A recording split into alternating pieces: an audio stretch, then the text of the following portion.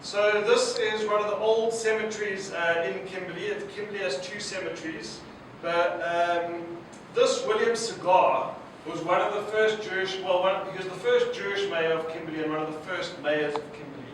I'm going to get onto the mayors soon. When you drive into, when you drive near the Kimberley Shul, because this is next door, there's a synagogue road. And I'm going to just tell a quick anecdote which segues nicely to the next part of the presentation. A few years ago I took friends, just on an ordinary tour of Kimberley. And there's this iconic statue called the Honor Dead Memorial, and we had an Afrikaans tour guide. And the shul was in the distance. We were going to go there later to the shul for Friday night, the next day. And the Afrikaans tour guide, not knowing that we were Jewish, says, I'm not going to do it in Afrikaans, but he said, see that's the shul. Sadly, there are very few Jews here. And you know what they say? The Jews will always be the first to leave. And he said when the Portuguese leave, you know it's too late. But let's focus on the first one. It was incredible. He didn't know we were Jewish. And he just said, and he started telling us about how he believed that Kimberley's collapse is partly attributed to Jews leaving the town. So for me, what is critical, I spoke about at the beginning of the presentation, was is this Kimberley Shul. I mean, look at this. There are many beautiful buildings in Melbourne, which I've seen over the last few days. But this is the Kimberley Shul. If you see there, it says the Hebrew Play School. Can you see that sign on the left? As you can imagine, there are no Jewish kids today, but the play school is still called the Hebrew Play School. Now, this building was built in 1901. The foundation stone was laid in 1901 by Mr. Bonus. And it was officially consecrated in 1902. It was built in a Byzantine style by a great batch, one of the great Kimberley architects. And it really, I think it is the most beautiful, or the second most beautiful shul in South Africa. Now, if you see the arc towards there, it's a really beautiful arc. This was designed by an Italian Bocciarelli. Now, this shul, what happened was another person got the tender to construct the shul, but the shul didn't have the finances to pay for that shul. So eventually they agreed that the shul would cost, that they would be able to raise £3,000 to build the shul. Now the oak, this comes from, it's American oak which is made in Canada. The chairs came all the way from Canada. As I said, Italian marble was utilized, the brass is from Glasgow.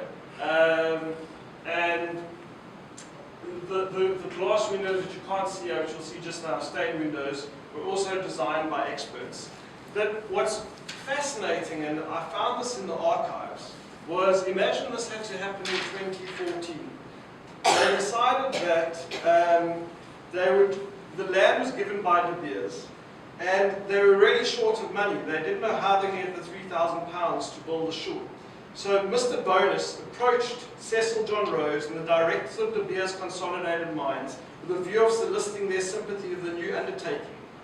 These gentlemen cordially sympathized with the project and promised every assistance in their power, and they gave 500 guineas and a large plot of land. So non-Jews gave money to the building of the shul. If it wasn't for the generosity of non-Jews like Cecil John Rhodes, the shul possibly wouldn't have been bought.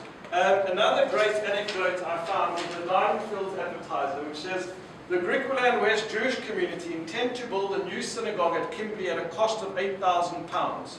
They built it for less. Mr. Samuel Stone, remember this is a non-Jewish newspaper, has headed the building fund with 1,000 guineas. With Kimberley having a new theatre, a new club, a new sanatorium and a new synagogue, there'll be more building going on in Kimberley than there has ever been for years past. And each structure will prove a credit to the town. So even the general members of Kimberley saw this synagogue having a great impact on Kimberley. Another great anecdote I came across was that at the annual general meeting of the Griqualand West Hebrew congregation, they had found out that someone had sold the ark for £9 to an auctioneer to be used as a refrigerator. I mean, it's the most absurd story. So people were really, really upset because the ark cost £190. So they bought They bought the ark for £190 but sold it for £9. And apparently the members of the AGM were very, very unhappy. The minutes show that. So just back to the shul. So if you see that book in the middle, David Harris, as I said, was critical to the story of the Kimberley Jewish community and a military man. That book is actually has many of the names of the fallen soldiers of World War I, and it sits in that place to this day in the shul.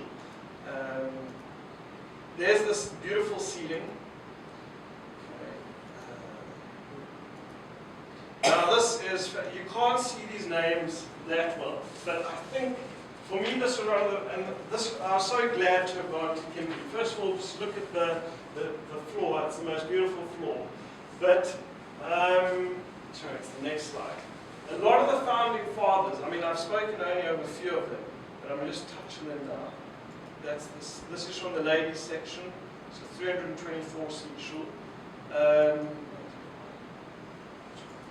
Okay, so here, you can't really see the names, but I just want to go through some of these names. Flavian E. Lazard, Flavian, which is on the left-hand side, it's the third name. Now, Mrs. Lazard's son was very, very ill.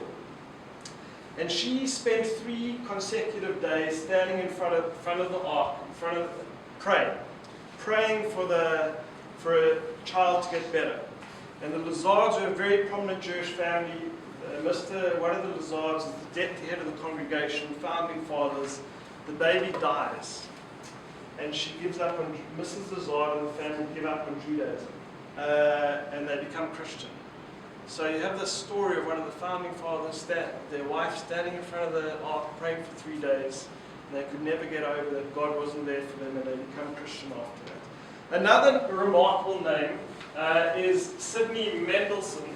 Have you heard of that name? Now, he actually has a village named after him in the Northern Cape called Sydney on Vaal, which is actually, his name is with a Y, but they spell Sydney on Vaal with an I. But it is named after him. And he was the most remarkable man. Now, obviously, most South African Jews, by the way, were Orthodox. Sidney Mendelssohn goes back to Britain eventually and plays a significant role in the development of liberal Judaism. But not only that, he was not only a good businessman, he also wrote books. He wrote a book on the Jews of Asia, the Jews of Africa, and he wrote not just on Jewish topics. I think it was 1910 or 1911, he wrote the South African bibliography, which you can buy for a lot of money today. He left, if you go to the Parliament of South Africa today, the library, there's a Sidney Mendelssohn library. He was, again, a very, very generous man. Bernard Klisser and Gustav Bonus. There's a suburb in Kimberley today, there are 2 suburbs named after Jews. Klisser's one of them. He was also very generous, left a lot of money to Kimberley, and still fondly remembered to this day. Towards the bottom is a Solomon Apter. Now, this isn't such a nice story. There's also Cigar was a mayor of Kimberley, but Solomon Apter, he comes, half the Apter family left Lithuania, half went to America, the other half came to South Africa. The American branch of the family were not good guys, they were gangsters. The one cousin falls foul of the law and says, I have to flee America. And Solomon, being the good cousin, says, okay, come to Kimberley, come work in my general dealer store. He works in the general dealer store and gets a telegram to say, they're not after you anymore, it's safe to come back to America. What does he do? He steals a lot of money from a cousin Solomon who helped him and flees back to America. I don't know what the sum, but a significant amount of funds he stole from his cousin who helped him, and he goes back to America. These are some of the many names who've made an impact on Kimberley. Now, I just want to go back to the shul. In the foyer, I think Sidney Mendelssohn gave a silver replica, a solid silver replica, which was presented to William Cigar, and they kept it in the shul. Now, this was twice stolen. They once found this replica of the shul in a pawn shop in London, and it was returned to Kimberley. And about 20 years ago, they found it just on the grass of the shul. Someone tried to steal it and probably had second thoughts. So that's now in the museum in Cape Town. there's a museum, there's a memorial to the soldiers in the shul also, again, because commemorating all the soldiers who died. Another interesting thing, there are two urban legends about the shul. Well, one of them is true. Three urban legends, and I'm going to start. The one is, have you heard of the name Oppenheimer? Yeah. Okay, so Ernst Oppenheimer was born Jewish, but converted to Anglicanism. So Harry was alleged to have had his bar mitzvah in the shul. He certainly had his bris in the shul. The Oppenheimers become Christian, and there's this urban legend which goes around which says that Harry's name is removed off the honours board because he's embarrassed about his Jewish past. Now this story is not true. There was no honours board of bar mitzvah boys. He never ever paid to get his name removed, and it actually cost the shul a lot of money. When you speak to them, Barney Horwitz, the guy who runs Kimberley Jury today, he'll tell you that that rumour, the Oppenheimers are really unhappy. The Oppenheimers are very warm. The family to this day inquire about the Jewish community when they visit Kimberley on the odd occasion. And actually, for one of the granddaughters, my wife sings in one of the Reform shuls in Johannesburg. Over Pesach, one of the granddaughters she's converted back to Judaism. She married a Jewish guy, and Harry was very, very supportive of his granddaughter going back to her Jewish roots. And I met her in shul on Pesach. The other urban legend, which is true, is that there is a diamond-shaped yad. There's a diamond in the yad which they often use, which is locked in a safe, which they don't want to give too much detail about it, but it is true that the yad has a diamond in it. The other, I think this is an urban legend, which is in Moshe Silberhoff's book on the country community jury, was about a rabbi. In Louis Herman's book, there's an account of the first minister to the Griqualand West Hebrew congregation. And there's on record an unscrupulous, self-styled rabbi engaged in the earlier years of the community's existence, who had to be dismissed for behavior unbecoming of his profession, and who avenged himself by sitting at the door of his tin habitation near the synagogue and publicly desecrating the Day of Atonement by eating forbidden food in the sight of the congregation. I don't know if that story is true or not, but that's one of the other legends of Kimberley. In conclusion, just in summary, the community today, there are 23 people. There are 11 Jewish men, but what happens in all Jewish communities? Faribbles. There are faribbles in the community. So only the last time I went there, my American Jewish friend, they ran late, so he wasn't able to be in shul on time. There was the Chazan, there was Barney Hortz, who's the head of the community, and David Allen, who's the president of the Griqualand West Hebrew congregation, a Jesuit priest and a student, and myself and my wife and child. They still have services every Friday night. Barney still davens every Saturday morning. Yom HaShoah, Yom HaTzmaut, every tekes, every function, whether it's a Zionist function or a Jewish function, Barney makes a speech. It's like unbelievable. Even if there are 2 or 3 people, they keep the community going. They have a minion. They never have a minion. They could have a minion, but it's a real struggle because of the faribbles.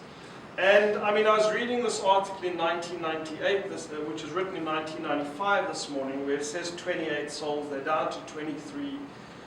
And it's very sad. I mean, Barney still gets invited to all the government functions. He says a prayer on behalf of the Jewish community. He says he's the only Jew in South Africa.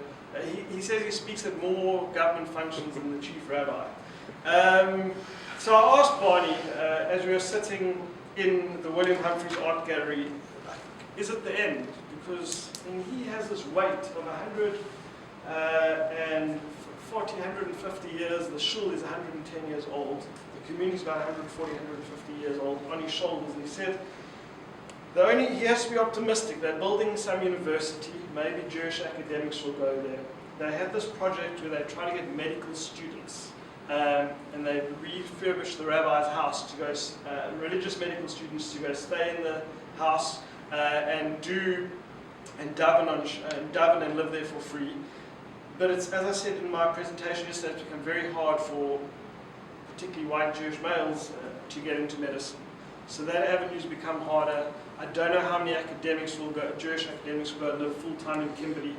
And the other thing is, it says if there's another diamond rush, but it's the most beautiful shul. It's, for me, one of the most incredible Jewish experiences whenever I go there. And it's an amazing community. There's 3 people who run it, Barney Horwitz.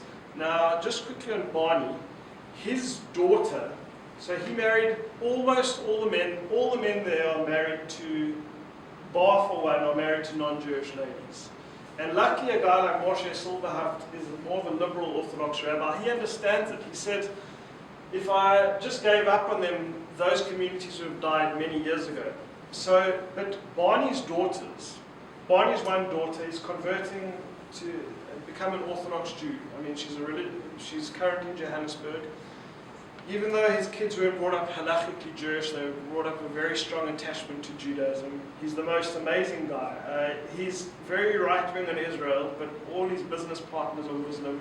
He works with them strongly. This idea of the medical scheme with the Jewish doctors was, he formed a relationship with Muslims who helped them get the Jewish doctors to do their internship in the hospitals. You have David Allen, who's the president of the congregation, 81 years old, fit as a fiddle, an amazing person. And then Arnold Raff, who runs the Chevra Kadisha. So, I mean, there's so few Jews, but you have all these positions. So, this is, I always tell my wife, I feel so Jewish when I'm in Kimberley. I feel I make a difference when I try help a million, but I haven't been successful. And it's a great story. There are a lot of families I haven't touched on in this presentation. The Lewises, the Marks, the Elbus, significant economic players. A lot of them had roots to Kimberley, and it's not only about the development of South African Jewry, it's about the development of South African economy, and that's why the story of Kimberley is so important. Do you have time for questions? Yes. Okay. I have a question.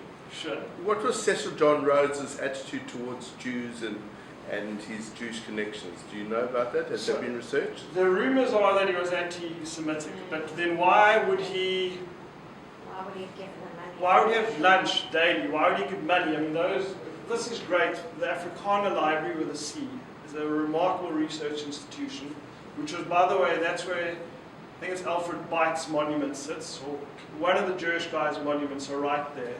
They were big benefactors.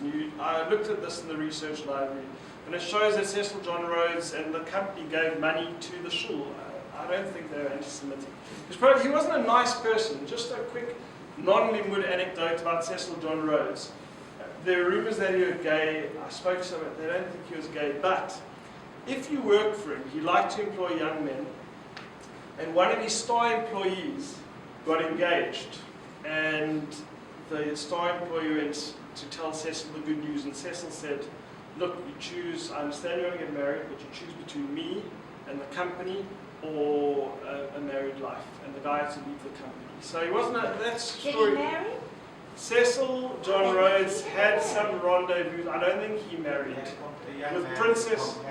Well, Pickering. They used to share a cottage, but I don't know if they had a relationship. But there was Princess Red Sweeney, who was also rumoured. I don't think he had time. His focus was on money. Can I tell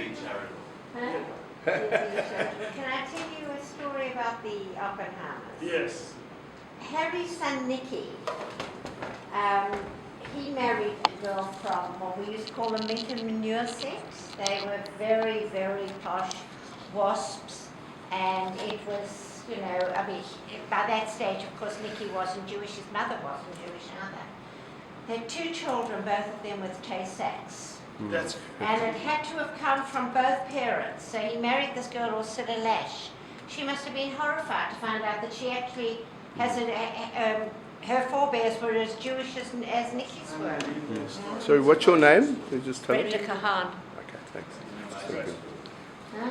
That's an amazing story. Yeah, That's an amazing yeah. I mean, story. it was really incredible. Nicky just lived around the corner to me, so I knew that the family was really.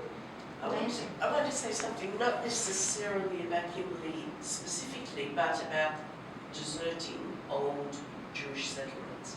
And I've come across it quite a lot in places like Argentina and Ukraine and so on, where they had built a town, not specifically necessarily for Jews, but for some reason or other had become very Jewish in the late 19th century, early 20th century. And then the Chalutzim that arrived stayed and died. Their children stayed, but maybe got educated elsewhere. Their grandchildren only came on the Chagim, and the great-grandchildren have never even visited. They may have a photo of Grandpa up on the wall, but their connection has gone almost in every single town I've looked at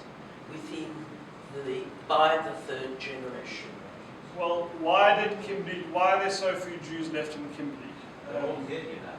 They're all in Melbourne, huh? And Perth. The Clines, for example. The Clines, and that's Yeah. why do you think there's so few Jews left in small towns today? So obviously I focus on the Bonatos and the Bites and the Harrises and the big players in the diamond industry, but after that there are a lot of Jewish general dealers, Jewish retailers, Jewish wholesalers. The Chazan today, there's still Katz as wholesalers. And what would happen is, what David Allen told me, that when he was young, he was 81, during the high holy days, Rosh Hashanah Yom Kippur, Kimberley would shut down because all the Jewish business owners, the retailers, the wholesalers, were in shul, and Kimberley would be a ghost town. And what happened was, it's not this universal story about Jews. The grandparents worked very hard, founded the business, and they could bring in their 2 kids to the business. Their 2 kids could run the business successfully, but then what happens when the next generation have kids? And that's where they became lawyers and accountants and doctors. And there were only so many lawyers and doctors and accounting positions in Kimberley, and there was never a good university in Kimberley, and that's where one sees that people start leaving. And Kimberley, just before, also in those days, transport costs were very high, so you could have Bloemfontein, which is quite a bigger city nearby. It was expensive to get goods, so it was profitable for those wholesalers and people like the clients to sell to still be there. But as their families grew and as it became cheaper to transport goods, it became harder for those Jewish-owned firms to remain in business. What's the population of Kimberley now? It's the biggest province, the Northern Cape, by a long while, but by far it's only 2.5% of the population of South Africa. Kimberley is by far the biggest city. I think it's about 250,000 people. Oh. But 23 Jews. Sorry? No, go on.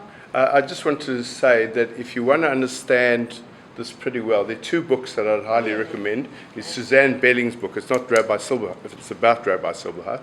So it's written by Suzanne Belling, and it's called The Traveling Rabbi. Her brother actually lives here in Melbourne, Barry Barron. Anyone knows Barry? Yeah. That's her brother. Barron. Yeah, Barron. So Suzanne Belling, I'd highly recommend it. But the other book I read recently that was just published by ex-South African lawyer, lives in London, Ivan Kapelis, called From the Baltics to the Cape. Yes. And that explains exactly, it's about his family, but he takes the context of what the history that happened then, of how the Litvaks, because 95% of South Africans were Litvaks, Jewish South Africans, came to the country areas. A lot of them were Buryuda.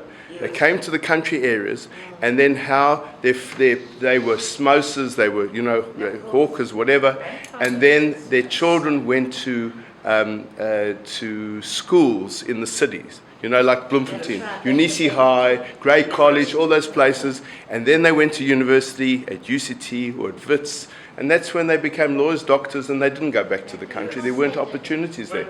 It's a very good book to read. Yes. Barney Horsch, just something else about him. So a very Jewish man.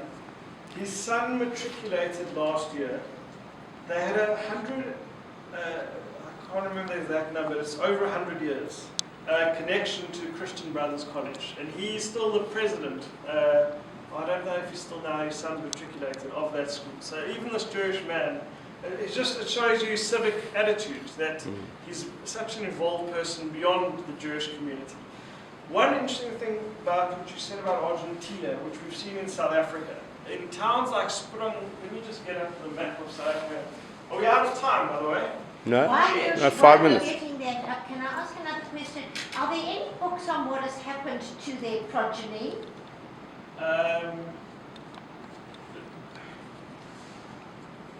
Well, the Lord, Weidenblatt didn't have children, did he? I mean, the Oppenheimer, or the Oppenheimer story. They I know, haven't- but the others, they haven't they done did much. nonsense.